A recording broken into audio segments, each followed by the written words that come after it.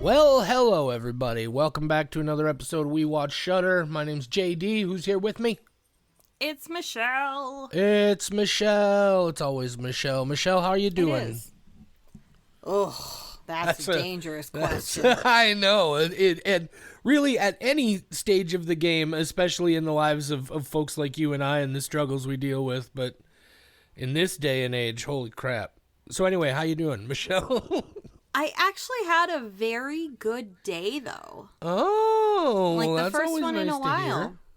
Yeah, went to long story short, my wedding ring is an heirloom and went to get it soldered together with the wedding band. So I'm about to have a much blingier ring, and I love my ring. We went to buy a ton of plants, so I get to plant a lilac bush outside my bedroom. I met up with my weed man yesterday at the plant store. He was buying a bunch of landscaping plants at the Home Depot Garden Center. Double plants, great. Hey, he's a green thumb guy. That's why he grows his stuff. Also because it's Minnesota and it's legal to do that there. The most important thing to happen this week. I cannot tell you how excited I am about this, and I am not joking. This is one of the most exciting things to happen to me in a very long time. Oh, geez. And it was one of the big things I had to do today. Okay. I had to go get some bird seed and a bird feeder because there is a woodpecker making a house right outside my office window, and I cannot tell you how excited I am. I have been watching him this whole week and watching his progress, and I figured out, because I want to open the window when I see him because I can hear him with his little pecking, excavating his nest. I have a lot of videos, and I don't want to distract him from his work, so I have to open my window bit by bit by bit so that then it's open and I'm watching him, but I have to do it when his head's in the hole working, because then he doesn't hear me, and he like works for 2 seconds and then pops out and looks at his work a bit, and then he goes back in. So I'm sitting there just like creeping open my window. Seriously, like one of the best things to ever happen in my entire life is a woodpecker making a nest in the tree right outside my window.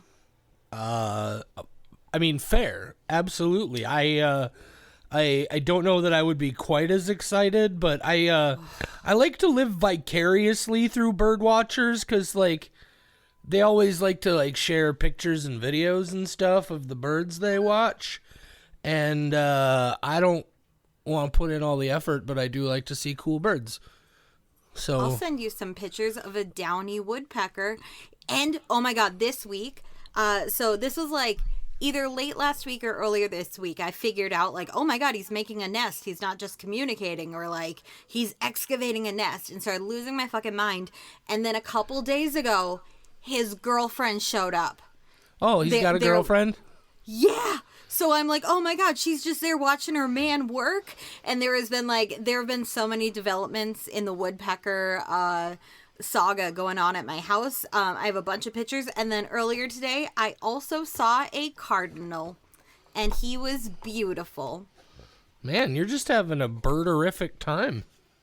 I don't think I've talked about it on the podcast, but I fucking love birds. My buddy Will, who lives down in Alabama, he a while back got one of those bird feeders that's got a little camera on it.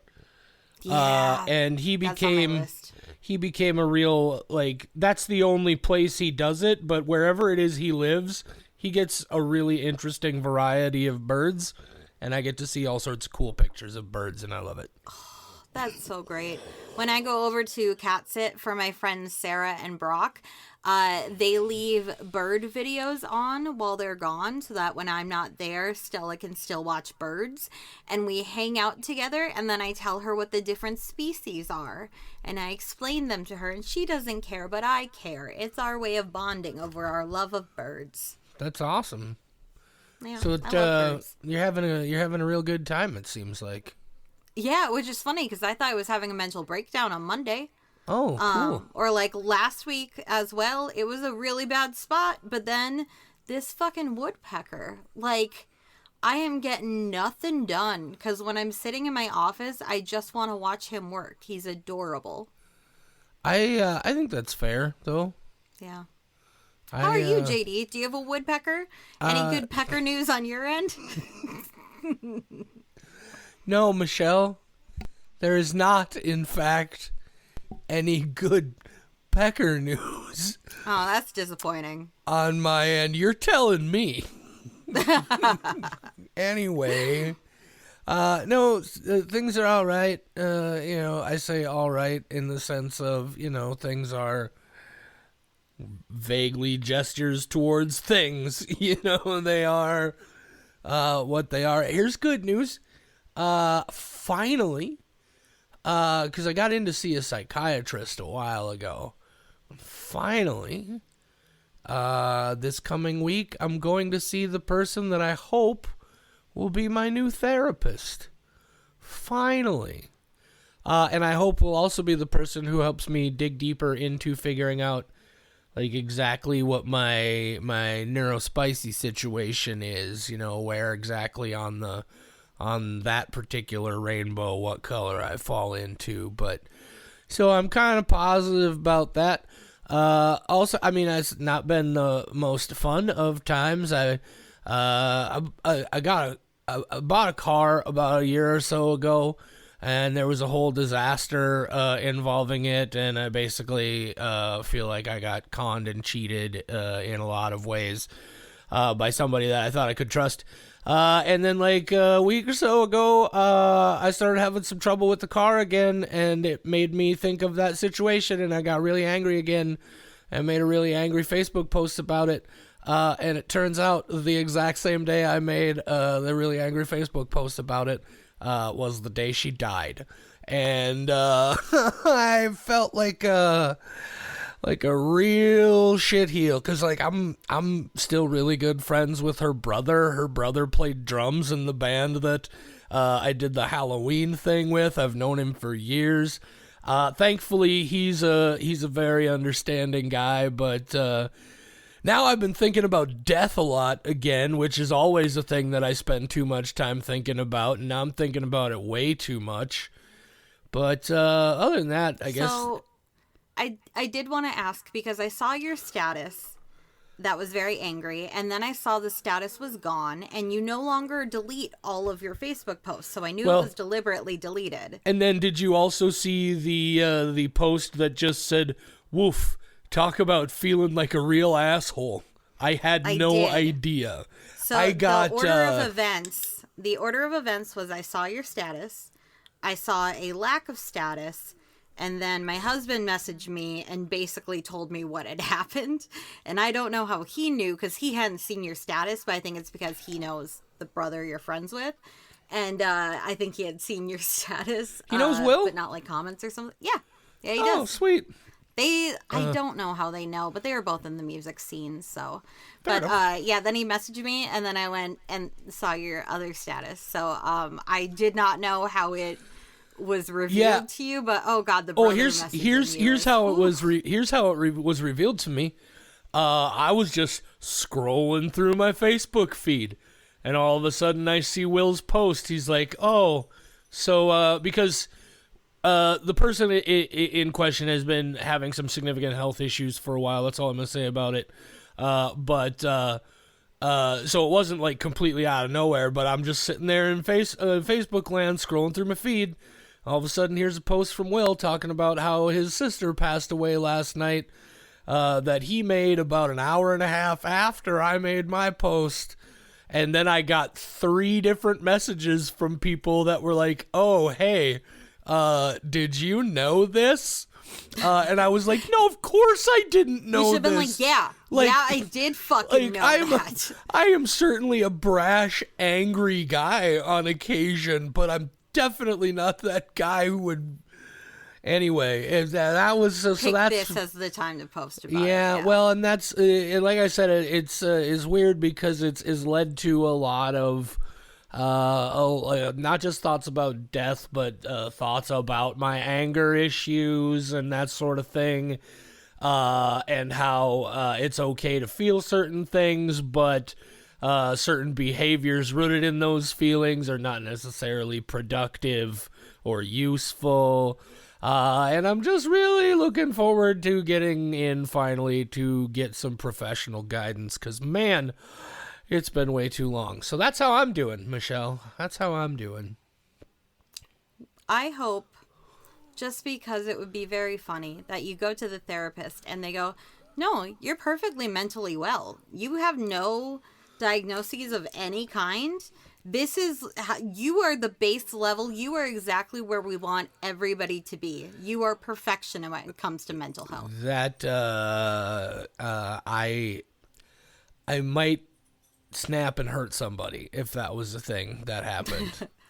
And that is a perfectly normal reaction and exactly what we want to hear. This is Michelle, crazy. You're checking all the boxes. Michelle, the last thing I need is to be gaslit by my therapist. Holy shit, can you imagine? Oh my God, since you mentioned that, in case somebody hasn't heard what happened to the last therapist. Well, what? Oh yeah, my last therapist who died. Mm-hmm. Yeah. Mm-hmm. About 9 months into our relationship, he just is like, oh, I got to take some time away from the office. And then the next thing I know, I get a letter that says, your therapist died.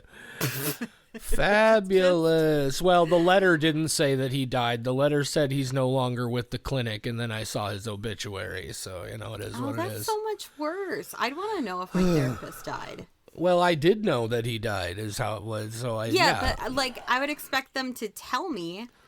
Like, oh no! How would you expect your therapist to tell you they're dead if they're dead? Not the therapist, the clinic, the ones who sent the letter. Well, Michelle, I don't know if you know anything, but that's like I would imagine they consider that protective information. I imagine there's some HIPAA guidelines there that would be involved. At least interesting, because I think it's public knowledge if somebody dies. Yeah, but it can be it can be published, but if it's. When was it revealed and all of that sort of thing. I don't fucking know, Michelle. Why are you asking me the hard questions? Here's the loophole. They send a letter that just says they're no longer with us. Also, in case you like the newspaper and you missed this, we sent you a really cool newspaper. Maybe check out page 7.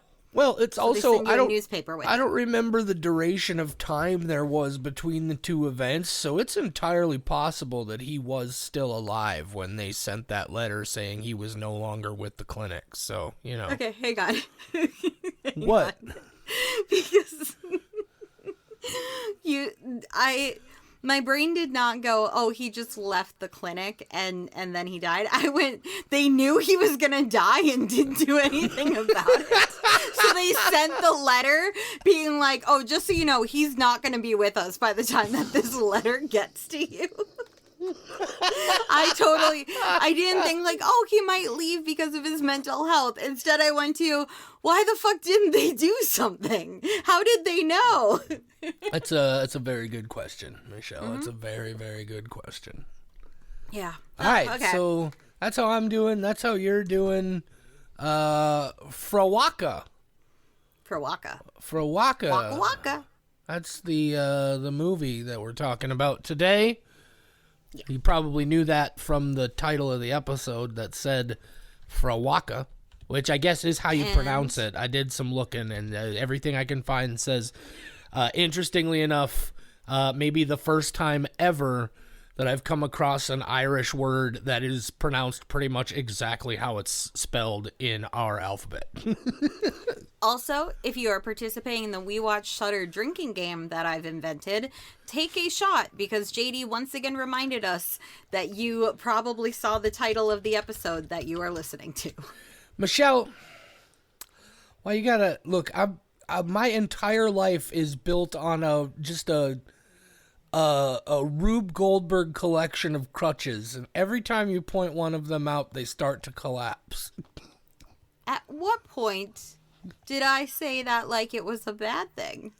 It's not. I'm happy you remind us. Michelle, it's not. I'm not saying you said it was a bad thing. It's the fact that you drew attention to it at all makes me self-conscious about it. And now my whole house of cards upon which my very sanity is propped up is going to collapse because You should probably move your sanity. It shouldn't be sitting on a house of cards. That's You're telling me? I didn't put it there. Yeah, that's a really bad spot for it. I didn't put it there. I don't know how it got there. I'm pretty sure it was like that before I came around. Wow. Yeah. What came first, the chicken or the egg? JD or his house of cards that contains his mental health? Oh, yeah. JD's sanity is... anyway, let's talk about this movie, huh? By the way, if it's your first time tuning into We Watch Shudder, hi. We Watch Shudder. Hello. And this is a movie from Shudder. Shudder. We love birds. Yeah, and we see therapists. We do. We do. I did ghost my therapist last week because I went, therapy is hard and I don't want to do it anymore. And also I don't need to do therapy because I'm better. I'm fine. I'm great. And then she texted me and went, you've never missed an appointment. Are you okay? And I started crying and I went, maybe I'm not okay. And she went, I can get you in on Wednesday. That's, just because I don't really know what else to say about that situation, except I'm glad you're getting in.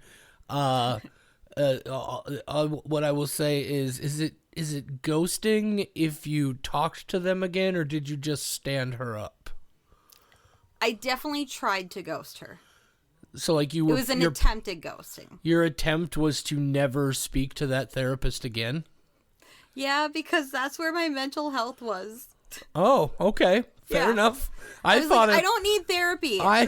I thought you were trying to say you just didn't feel like going last week and then realized you probably should have gone. Nope. And I talked to her. I was like, I am so sorry. And she's like, but I'm not the first person to do this. And she's like, absolutely not. Of course not. Yeah, that's that's always a thing for me. Is I'm always a little like, no matter what kind of doctor it is, because I overblow everything in my own mind. I'm just like, I'm gonna go in there and they're gonna be like, Jesus Christ, this is the worst case of this I've ever seen. How the hell did this happen? And literally not a single thing I've ever been through health-wise has ever been that. So I have no idea why I have that anyway. So yeah, like I every time I don't even know what I'm talking about now. Hey, we're like the reverse of Return of the King. We keep talking about starting the episode and then we end up doing something else. Are you ready to start the episode, Michelle? Yeah. Hey everybody, welcome to We Watch Shudder. I'm Michelle. I'm not great mentally. And there's JD. He's there. Let me sum up what just happened. Whoa, we're both a little broken. I got a bird. I'm really excited about the bird. JD had a really awkward moment that happened, and he's going to be thinking about for the rest of his life, especially late at night when he's trying to go to sleep. And now we're going to talk about the movie, Frewaka. Frewaka! Michelle, what did you know about Frewaka? This is one that I have seen constant posts about. I don't know. I think it did festival circuits, or maybe it was just not available in America. I don't remember because I try to avoid things, but people kept talking about this movie to the extent that I'm like, okay, well, whenever it gets released someplace, I'm going to have to see it. Because a lot of people whose opinions I care about, just kept posting about it. But I don't remember if it was festivals or maybe they got limited viewings or what it may be. So I knew nothing except that I liked the poster of it and that it was Irish. Fair enough. That's as is the usual. That's significantly more than I knew. I'd never even heard this movie's name until it popped up on the Shudder schedule when they announced it last month. But they said folk horror, and I was like, okay, let's see what it's up. What it's up? I don't know what that's supposed to mean, but yeah, that's all I knew. I knew it was Irish, and it was a folk horror movie, and Lord knows I love me some British Isles folk horror. So that's that's where I was. Do you have a descripty script? Yeah, we'll go with the IMDb descripty script. Woohoo! What does it say, Michelle?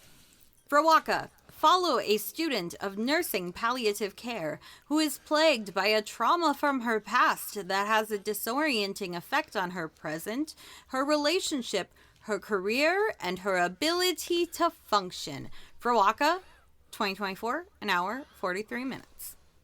Frewaka. Frewaka. I just want to keep saying the name. Frewaka. Frewaka.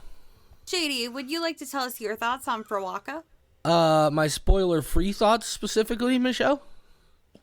Yeah, I guess we'll start there. Okay. I fucking loved it. It's fantastic. I mean, it's like I said, it's got a leg up going in because this is, by and large, one of my very favorite kinds of movies and one of my very favorite sub-kinds of movies. British Isles horror, especially these Wicker Man type stories, and I'll talk more about that in the spoilers section. I dig them, and if they're played well, then I have a great time. I had a really good time with this one. I mean, it's not The Wicker Man, but I don't know if anything ever will be The Wicker Man. But I really, really, really enjoyed this. I gave it 4.5 skulls. I already had 5 written for your rating. Now you're making me change it to 4.5. I'm so surprised. 4.5 if there's skulls. A movie with a goat, it's basically guaranteed to get a 5 from you. It was funny. I sat down to watch the movie, and I guess it's not a spoiler, but like right up at the beginning of the movie, like, and I mean, at the beginning, they put up, you know, that part at the very beginning where they put up all the title cards for the different production and distribution companies that were involved. They put up a couple of those, and then there's just like a slam cut to a shot of a goat, a black goat, just like out in the wild. And then it goes away, and they just keep rolling the title cards of the production companies. And I sent Michelle a message that I was like, anytime a movie starts with just a shot of a goat in the wild, you've got my attention. That was a long version of that story. I'm sorry. It was. No, it's okay. But now people know. It's a goat movie. It's definitely a goat movie. Yeah, it is the goat, you might say. Oh, no, I mean, it's not Wicker Man. Won't. You only give it a 4.5, yeah. And by Wicker Man, I do want to clarify, you do mean the Nicolas Cage version, right? I will quit this podcast forever, Michelle. Don't you ever suggest such a nonsense thing ever again. I like both Wicker Men, and if you watch them one right after another, it's very funny. Hey, you know what's funny, Michelle? Yeah. I was just double checking, and you're right, I did give this 5 skulls. What happened is I watched this movie and another movie both last night, and I wasn't going to tell you this part of it, but now I have to because I have to be consistent. It's the other movie that I watched that I gave 4.5. I did give Frewaka a 5. See? I knew more than you knew. And now I just made you change it again. Yep, but that's okay. I copied and pasted because here's the thing. If it's a 5, it has to go on the website and it has to have a different formatting on my spreadsheet to make sure that I don't miss it. That's fair. I just changed the formatting back. Luckily, Control-Z is a thing. I'm not over here on a typewriter trying to hammer this out and being like, fuck, my entire document's ruined. That was me ripping the paper out. Cool. Okay. Do you want my thoughts? Well, I was going to ask if you had given me a chance, but yes, Michelle, please tell me your spoiler-free thoughts on Frewaka. I don't even wanna. I don't wanna free wanna. Anyway, okay. I like it. Folk horror is not normally my thing. It tends to be a little too slow and a little too atmospheric, and you know, it's so slow, and I just want blood flying everywhere. That's usually my thing. But there are some really, really pretty shots in this at the beginning, so that even when it's starting slowly, it's so nice to look at that I went, okay, I'm not gonna like half-ass watch this one. Like, let's see where it's going. And then eventually it starts picking up, and then it keeps going. And there's a momentum there that I appreciated. I felt like for a folk horror, this wasn't like the super gray dramatic film that a lot of them tend to be, and it's really good. The lady who plays Shu, the main character, I loved her. I think her expressions were just so good. How does she portray so much in a single face? How does she move an eyebrow just a tiny bit to portray whether she is surprised or happy or sad? Acting. So I really enjoyed this. I think it's worth checking out at least once if you like horror. Just because I've given a lot of whole numbers lately, I'm going to do what I did last week and just give it a decimal. So we're going to go with a 4.25. 4.25 for Michelle on Frewaka. I give it a 5. That's 4.625? Correct. 4.625 human skulls. 4.625 human skulls. That's pretty much out of like 10. Out of 5.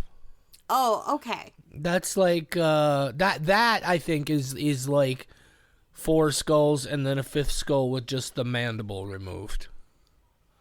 I think that was Or like 4.75. Yeah, we don't have to. It doesn't matter. So we're gonna get into spoilers now about Frewaka. I mean, we're only 26 minutes into the episode. We should probably get into spoilers every now and then. We're not doing well. No, it's just every now and then it hits me that this is it's supposed to be a chat show about horror movies. We're almost a half hour in and we're barely talking about the movie. I love our show. We're not well. We're well. We're very well. Anyway, Michelle. Yeah. This is the spoiler section. Would you like to tell everybody who is like Jenna, who never watches the movie Jenna, would you like to tell them what happens in Frewaka? Yeah, sure. Let's sum it up. So, Frewaka, we start with a wedding, and that's great. And then we start with a man who's getting married, and he goes to find his bride, and his bride was looking at a goat, and now she's gone. And that's the kind of thing that would happen to me. I would look at a goat, and then I would just wander off to follow the goat on whatever adventures it would want to do. It would be so easy to kidnap me if you were a goat. And then he comes walking out, he's looking for his bride, and he starts shouting, "Pig!" And that's the lady's name. According to the subtitles, it's P-E-I-G, but it does just sound like a husband's running around calling his wife Pig, and I'm not okay with that. No. How dare you? You thought it sounded like pig, P-I-G? I thought the entire movie it sounded like peg, P-E-G. Interesting. Weird, yeah. Also, accents. It is an Irish film, so you're not wrong. I was looking for an opportunity to just be like, hey, be nice to your wife. So I took it that way, and that's what I kept it as. And now we cut to a woman who's singing, and then she hangs herself. And, whenever I try singing, I want to hang myself. I'm not very good at it, so I get why she went down that route. She covered her head before hanging herself, and I have a question about that we'll circle back to. Then her daughter shows up with her fiance, and they are going to clean out the house, but then her daughter's Shu is like, "Sorry, Mia," that's her fiance, "I'm just gonna fuck off to go do some work now instead, and you can handle all of my weird mother's things, thanks, bye." And then she goes to take care of Piag, who is a lady with dementia and all sorts of things going on. And she does not want to let Shu into the house. So then what Shu does is she shatters glass to get into the house, which is a terrible first impression as a caregiver and also just a really bad idea. So I'm already questioning if her mental health is as great as she thinks it is. So then she has a lot of conversations that are interesting about how, yes, she is marrying a woman, but wow, it's still possible for the woman to get pregnant. How? 2025? We can't allow that. That's crazy. There's a lot of like levity in those conversations and humor that I really appreciated because she was trying to be like, assuming that this older lady was going to be so conservative she wouldn't understand like how you could possibly do that, and the woman's like, I'm it's the modern age. I'm educated, and I appreciate that. So we slowly get more and more information about this lady, and she has a massive obsession with keeping things in certain numbers to keep them away, and she thinks that this is a little crazy, so she's slowly undoing things. Turns out the old woman's right. We want to keep them away, and she... there comes a point where they realize that this old lady, whose name I'm no longer saying because I'm not sure if it's Peg, Pieg, so I'm just gonna say the old lady, she realizes that she is Shu's grandmother. In order to get returned from the goat that she followed at the wedding. I'm just assuming it's a single goat, and she's like, I'm gonna live with this goat forever now. The goat was like, I want your baby in exchange for taking you home. And then she was like, I'd rather stay with you. And the goat was like, no, I think you have to go back home. But you can bring your baby back. And that's exactly how that exchange happened. It happened off camera, but it's very clear that that is how that situation went down. So then Pieg gave birth to a baby, and that baby was Shu's mother, and Shu's mom was a little cray-cray. Same. She probably ghosted her therapist, but then never answered the follow-up text. So now she's, beating her child for saying prayers wrong, and burning cigarettes into her skin, and just, real great example of what it takes to be a parent and how to do it right. So then they make this revelation, and now they/them, I just thought their pronouns are they/them. This mob has pronouns of they/them. They are coming to get Shu, and she doesn't want to be gotten, but they're coming, and there's some cool costuming, but my favorite is definitely the people who look like they're Christmas presents, where it's white lace in the front and then it's just red cloth tied at the top. That is so funny, to the point that it makes it scary. I'm like, oh no, Santa's sack is coming after you. Like, it was so silly that it then became very, very unnerving. And then everybody else is like baskets on their head. Very scary. So they come to get her, and then the old lady's like, no, they can take me instead. And then she goes into the basement, and then she comes back out of the basement all bloody, and she's like, they don't want me, they want you. And I don't know why, but that's also very funny that they're just like, we're just gonna beat her up a little bit and send her back home. So then the two run up to a room higher up in the house, and they are trying to get away from this mob of supernatural human beings and not human beings that is coming after them. They're trying to trick them to get them to come out, and Shu looks into a mirror. Oh, all the mirrors have been covered. She uncovers one. I don't know why. She's not great. Obviously, like, just don't listen to the voices right now. Like, plug your ears. But she has some questionable intelligence about certain life situations. So then she's staring through this mirror and seeing her mother, and now she's being all transfixed, and something bad's about to happen. So then that's when Pig stabs herself in the eye with a doorknob to die. And I wrote down a line that I'm very proud of that said, she's dead as a doorknob. And I'm very proud of that. Thank you very much. But then it turns out that that's not good enough. Shu goes downstairs and she finds that her fiance is here, but she had taken off her engagement ring, which means they have taken the fiance, and she wants to let the fiance free. So she's going to go ahead and venture into the basement and they can have her. So she puts on this dress that is very cute from the top up, but really needed some work from the bottom down. I was really appreciating like the square cut top with the lacy. I was so into that dress, and then they showed the bottom and I was so disappointed by that dress, and it kind of took me out a little bit, where all I was thinking about, like, no, you should not say yes to that dress. If this was TLC, they would have talked you out of it. So then she goes into the basement and like, whoa, what a cool basement.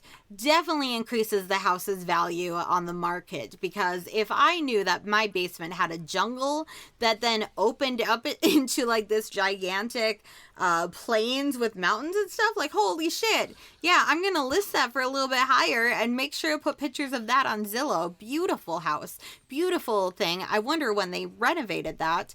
But she goes down there, and then all the creepy people are there, and then she looks at Tim from Monty Python, and then her eyes start bleeding, and I think she's crying tears of blood because she's so happy that she's like, oh my god, Monty Python and the Holy Grail.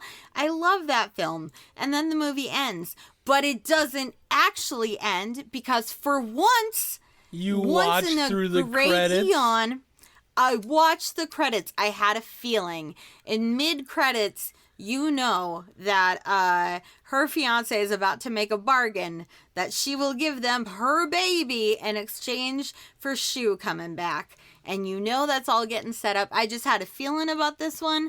I actually stayed through the credits, and then I fast forwarded after that moment, and there was nothing else, but for once, I stayed. Good job, me. Good job, you. I know, it's so rare. Okay, Frewaka. That's the movie. Frewaka. Written and directed by Waka. Ashlyn Clark. Yeah. Ashlyn Clark, who also apparently made a movie that I have you heard of this movie, The Devil's Doorway? Yes, and I think I enjoyed it. I was gonna say it's a found footage movie, which made me think it's got to be something Michelle's got some awareness of. But I was looking into it. I'm pretty sure it's on my top found footage list. I was gonna go look, but I forgot. I was looking into it, and this is completely has nothing to do with Frewaka. It's just the first thought I had here. I said a while ago, like forever ago, that I thought it would be cool if there was like a found footage movie. I think it was when we were talking about what they might be able to do with VHS going forward. And I was like, I thought it would be really cool if they did like a whole movie, like an anthology, but instead of like video, it's like all like old 16mm family films. Or like if there was a found footage movie that was all just like old 16mm film, like it was from forever ago. And that's exactly what The Devil's Doorway is. Like we got some of that in that most recent Hell House LLC movie, Origins, the Carmichael Manor. But no, I just thought that was interesting. I was like, here, I've been looking for something like this this whole time, and it's been right there waiting for me. Anyway, I'm gonna watch it. Ashlyn Clark, Frewaka. There, I got that thought out of my head. What did you think about all the goats, Michelle? Did you enjoy the goats? I like goats. Did you enjoy the goat man at the end of the film? Tim. Yeah, I swear to God. Yep. Like it's not remotely the same. Like the horns are completely different. And he's not wearing nearly as but at the end of the movie,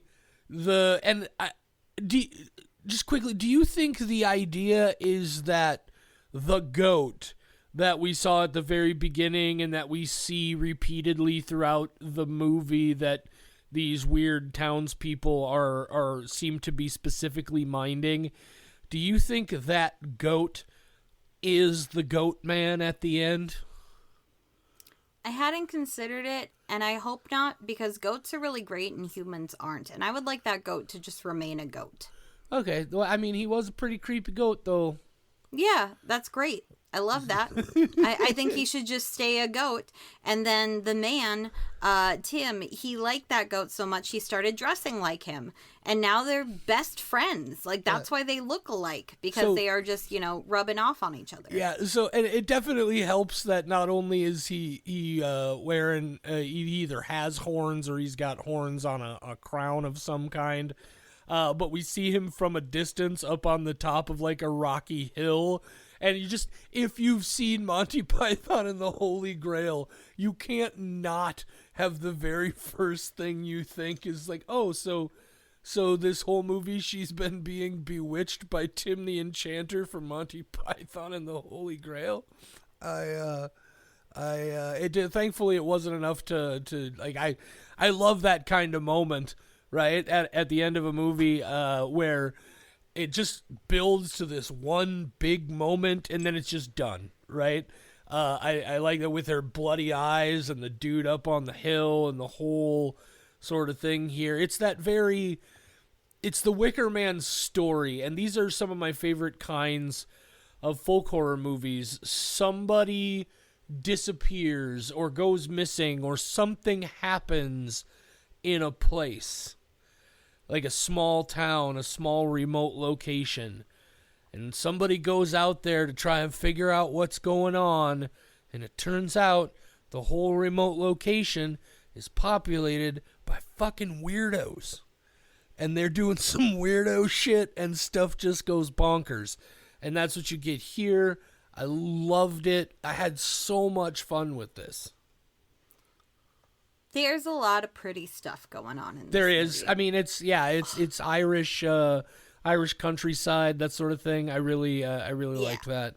I wrote down some of my favorite shots, which includes the one near the beginning where we are meeting Shu for the first time and she is staring at that cross and the cross is reflected in her irises.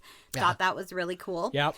There is a shot that made me laugh hysterically, and it's when Pig and Shu are having a conversation and then there's suddenly a doorbell and the bell is very abrupt and out of nowhere, and then it just cuts to a shot of a taxidermy weasel, and I laughed so fucking hard. It was really funny because I was just like, what the fuck is the point of this? And then I think it cut to a second taxidermy thing, but like the first one with the weasel was like, like he was really mad that the bell went off, and like I laughed so fucking hard. I remember. Yeah, and then the social worker saying, I won't bite, you know. I won't bite, you know. Great. Peg's dead husband in the basement when he goes to scream and it turns into, I don't know what sound you would call that. It's like kind of a moan, but it's like a sound effect, and like it's a very special thing in horror movies that I don't know the word of, but when his scream becomes that sound, love that. Yeah, I think, and then of course like the last shot aside from the credits being the bloody eyes, that's all great. I do have a couple questions about the film. Okay. One of them being, what's so bad about that? Why don't you want to go live with the weird people in the jungle plains spot? I don't get it. I don't know. I mean, I'm with you, frankly. I don't know. Maybe they're mean. Maybe it's not the idyllic paradise it seems to be. Maybe she should give it a try first. Well, her grandmother did, though. Well, they didn't want her grandmother. That's the problem. They could be real nice to her, making her eyes all bloody and stuff. I'm just saying, hear them out. Okay, fair enough. Yeah, she never even tried to listen to their side of it. When you say she, which one are you talking about? Shu. Okay, thank you. You keep talking. Okay. You just keep saying she, and I don't know which one you're talking about. I can only think of one woman at any given time, and I forget that others exist. I have like what is it, object permanence, but with women because they're objects. You have problems with women permanence. Yeah, women permanence. I can't. There can only be one woman at any given time. Otherwise, I'm overwhelmed. It's like the Highlander. It's a little Highlander battle between all women in your sphere of awareness. Oh my god. I love that concept. I would definitely be in the first round of people to die in that bracket. I'm scrappy, but I would not. There was a moment about halfway through the movie, Michelle, where I sent you a message because you had already finished the movie while I was watching it. And I sent you a message where I had initially thought that it was going to turn out that Peg isn't really there, or she's like one of the demon people, the Nashia, I guess they're called, according to the Shudder description. I thought for a minute that was what was going to be going on, and then of course, like you said, it turns out, oh no, shit, she's Shu's grandmother. Did you figure that out at any point, or because I kind of caught it right when they want you to catch it, right as they're revealing it, right? Had you sorted that out?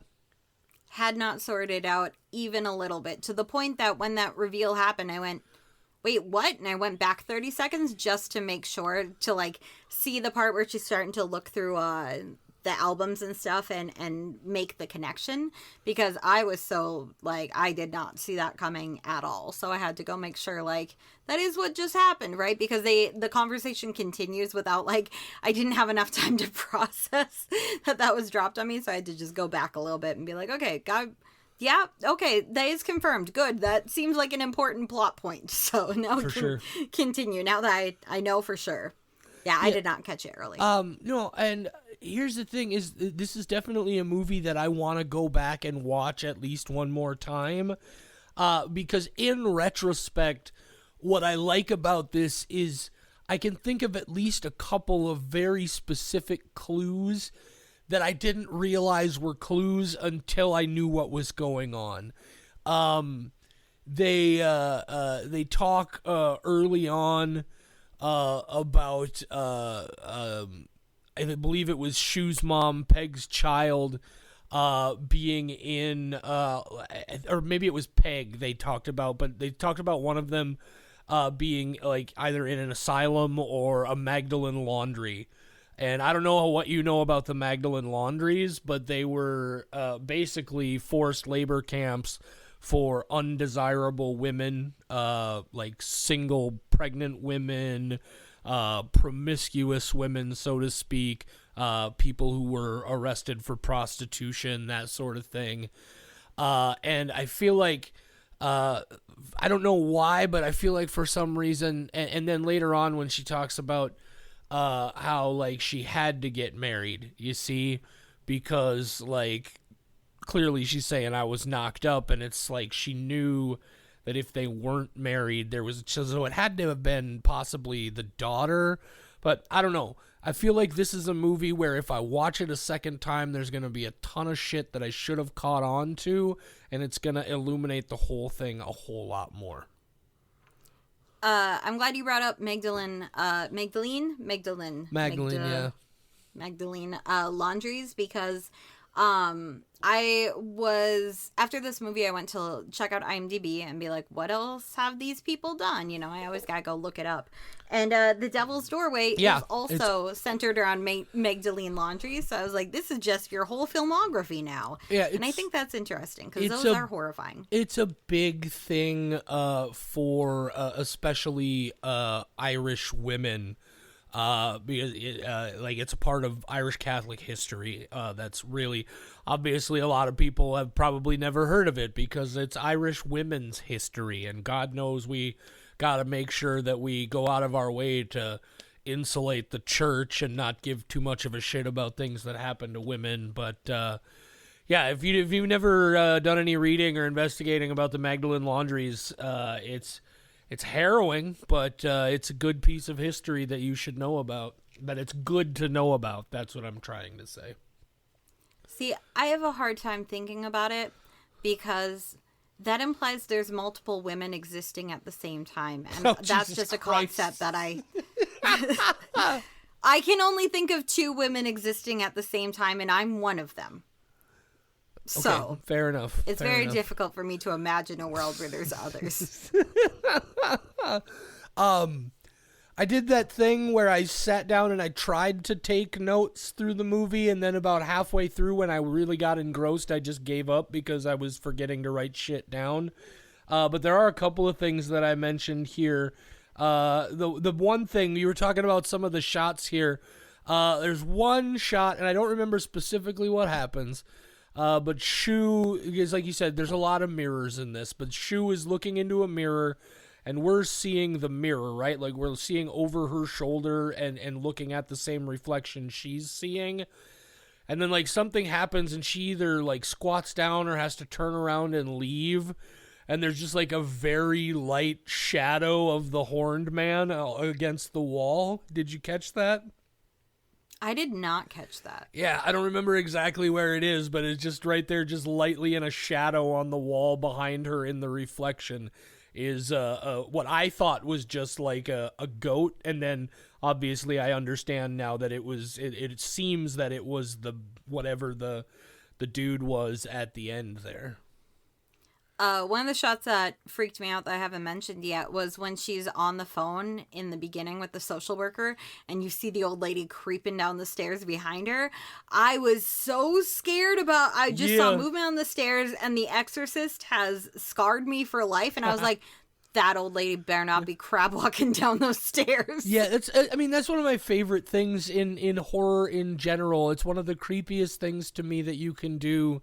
And it's somebody walks down the stairs. Well, not just creepy. That, but stuff happening in the background, right? Like very vague things happening in the background or off to the side, where you could very easily miss them if you're not paying attention just at the right moment. Little things like that, or even just like you see it and it moves and it's just like. That shot lingers for a while, and just the building of the suspense of that is because you're like, what the fuck is she gonna do? But yeah, I love that sort of stuff, and that is a fantastic shot. I did want to mention something, I laughed when I saw it, not so much because I thought it was so funny, but because it's the kind of thing that, like, I completely forget that it's part of like British Isles slang, and that's that F word that we also know. I'm not gonna say it, even though I know it's British Isles slang. I'm not from there, and I don't want to say it. The word for cigarette, right? It's their slang for cigarette that is also vulgar slang in the States for homosexual men. But that's a word that they use, and there's a line in this movie when Peg and Shu first meet, when Shu first comes into the house, which, first of all, breaking and entering? Are you serious? Yeah. This lady won't let her in, so she just breaks the window and goes in? What? What the fuck is going on? But, they finally sit down to start talking, and the first thing Peg says to her is, "You absolutely stink of F words," and I just was so taken aback and shocked. I just popped so hard. I was like, it's the same reaction as like one of those like crazy moments with like a scare or some sudden gore, like frankly with the when she stabs herself in the fucking eye with that door handle at the end. That same sort of like doorknob. Like I can't, just that startle laugh, just like, oh shit. Because first of all, you still hear that occasionally in the other context, and it's really unfortunate. But yeah, it just completely took me off guard. So be prepared for that if you do sit down to watch the movie. What other notes do I have here that I wanted to talk about? That's about it. Oh, I did ask myself just briefly, because after did they ever tell us the suicide mother's name, Peg's daughter, Shu's mom? I think that was her full given legal name, was the suicidal mom. The suicide mom. Peg's daughter, Shu's mom. Gotcha. I think that was legally her name, so it should have been easy to make the connection that she was the link between Peg and Shu, but I guess not. According to IMDb, she is simply credited as the mother. Never has a name. Ooh. That's creepy. But no, when she first hangs herself, or when she hangs herself at the beginning of the movie, they cut to that shot of her feet dangling, and they show like the little bit of the urine drip, which is the whole thing. And I did, because it's so early in the movie, I did briefly say, okay, what kind of a movie is this going to be? Are they going to give us the poop too? And they did not. They did not. Are they going to give us the poop too? Like, I literally have a note that says, is the dead lady going to poop too? Nice. I wrote down something about that scene. Why did she cover her head before hanging herself? So this is what I know, at least Why she would have done it to herself in this room, I'm not sure. Mm-hmm. You see it in other public, you see it in executions and other things. Yeah, and it makes sense publicly. Right, but because... doing it for yourself. Right, because like, I guess the main reason for it is just so that the people watching don't have to see their face while they're dying and, like, gasping they for air. Be cowards. And they want to kill somebody, but they don't want to have to deal with the weight of it. So I don't know. I do wonder if maybe there's also an element, because I don't know a lot about these sorts of things. I wonder if there is an element of, like, post-mortem distress in the face, so that, like, even after they die, there's perhaps, like, some issues with their eyes from the pressure or something. And maybe it's just, in case, one of their loved ones finds them, they don't have to see that. But I don't know if that's an element of it at all. I find myself, I wonder if maybe it was just an artistic choice, shall we say. Mm-hmm. That's fair. Because I was wondering if it did have a connection to all the mirrors being covered somehow. Yeah. And that was the only thing I could think of, though, because I was just like, that's such a choice that I just fixated on it for a while. And then there was never, but my only guess is that it has something to do with mirrors.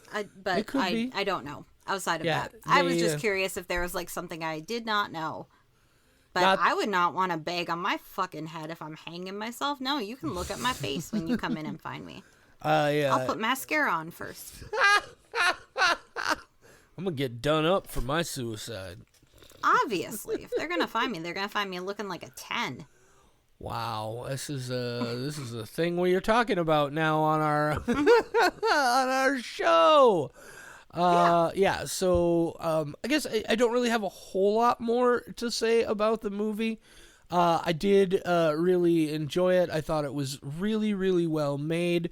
I'm definitely interested in seeing more of what Ashlyn Clark does. I'm definitely going to go back and watch The Devil's Doorway as soon as I have a chance.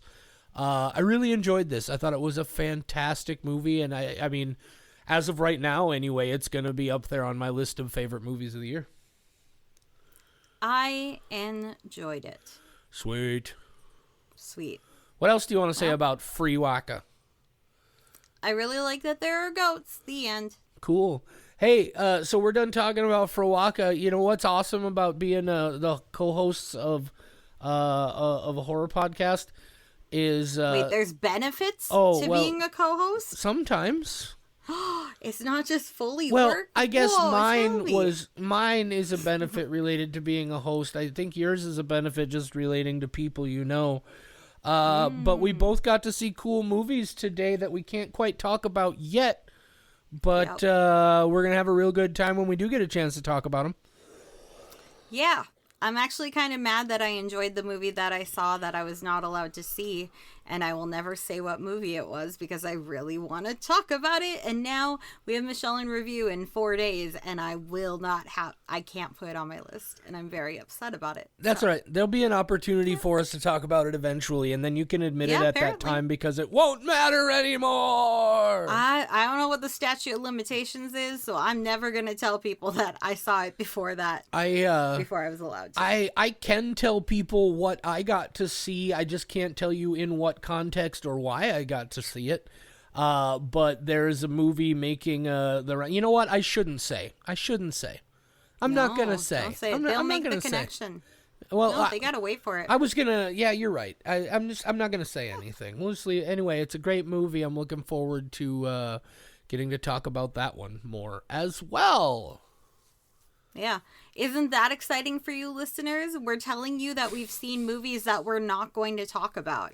Is this quality podcasting? Is this why you keep coming back? I should probably go back and just edit that little chunk of this show out, but we'll see what happens. No, it has to. We need the 20 minutes of mental breakdowns and birds at the beginning and then guys, end on a note of anxiety. Look, here's the thing is...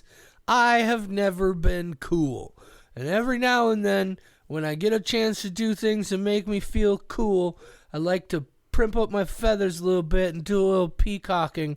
And I just felt cool. Woodpecking. I felt cool that I got to see something before a lot of other people got to see it.